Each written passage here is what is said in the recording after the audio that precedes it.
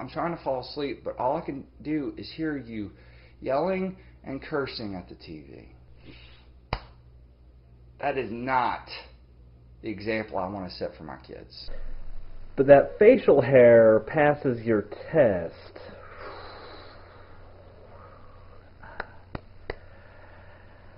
You're going to have to send me a list of what makes a good parent, Abby. Careful of the things you say. Children will listen. We're always called to set an example, but we get to choose whether or not that's a good example or a bad example. I'm afraid of words. They can cause you dire harm, and you can inflict dire harm upon others with them. They're the most important thing in the world. Words. Yeah, great example there. And I really want to be a good example to my kids, to my viewers. So I am really trying to watch my language because it is so easy when something happens to just say something other than fudge.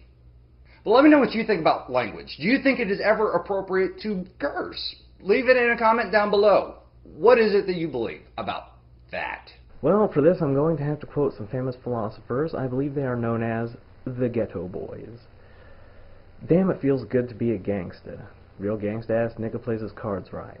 Real gangsta-ass nigga never runs his fucking mouth because real gangsta-ass niggas don't start fights. Niggas always got a high cap, showing all his boys how he shot him. Real gangsta-ass niggas don't flex nuts because real gangsta-ass niggas know they got him. And everything's cool in the mind of a gangsta because gangsta-ass niggas think deep. Up 365 year 24/7. Real gangsta-ass niggas don't sleep. And all I gotta say to you wannabe, gonna be, cocksucking, pussy-eating pranksters is when the fire dies down, what the fuck you gonna do? Damn, it feels good to be a gangster. Have a nice night.